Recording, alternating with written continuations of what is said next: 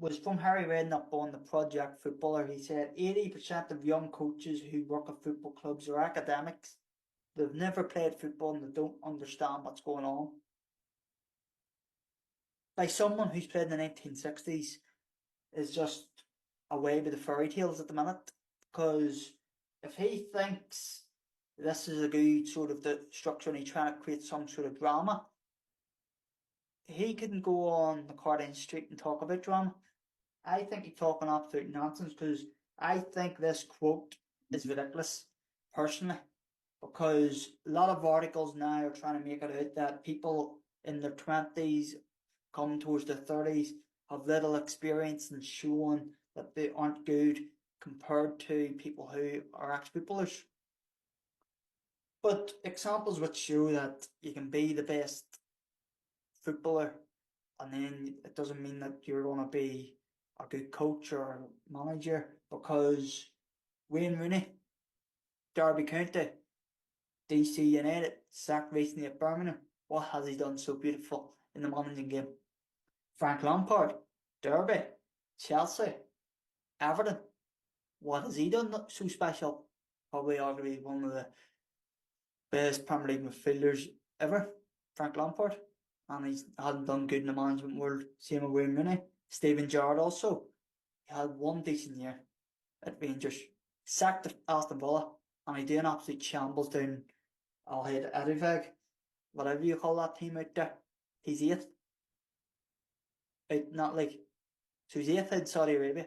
He sacked the fella. His CV's not going quite great. So where's three already? Thierry Henry. Sacked after 3 months out in Monaco. Montreal Impact, he done awful. And then you go, Andrea Pirlo, one of the best Italian midfielders ever. So, what's going on? He's doing shambles at Sampdoria at the minute. He's been sacked twice. Sacked at Juventus. He was sacked out in Turkey as well. So, there's 5 brilliant professional footballers who haven't shown something special in the managing world. Whereas on the other side, people with little experience and people with no experience have shown to be the top coaches. So it shows that you don't really need to play the game to be a great coach. And these are the 6 I'm going to name you.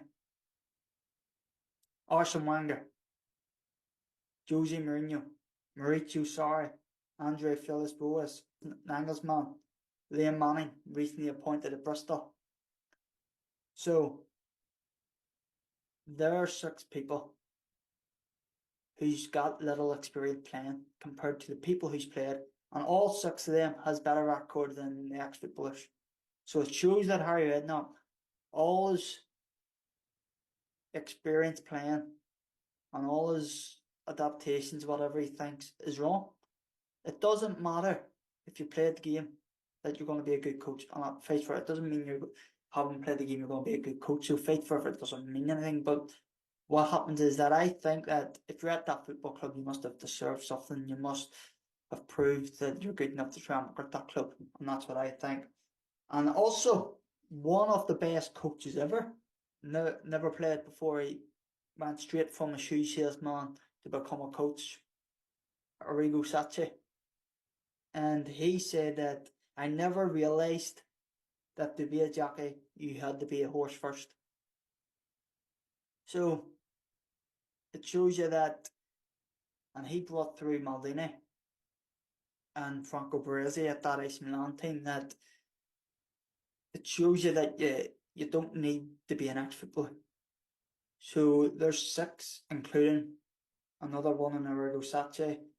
So 7 overall. And there's more.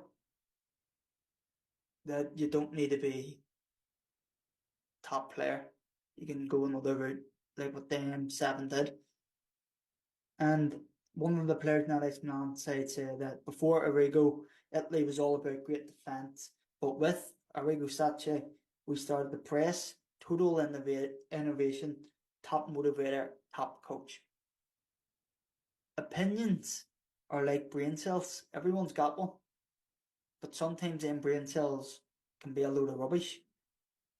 Like Harry Redknapp, Jamie Redknapp, and that podcast, but they spoke about that you need to be this sort of footballer or academics are coming in the football clubs. It's wrong, and I think we should move on. That you can get anywhere either way, but doesn't mean you'll be a top coach if you're an ex-footballer. And the examples show that Harry Redknapp can go where the sun doesn't shine.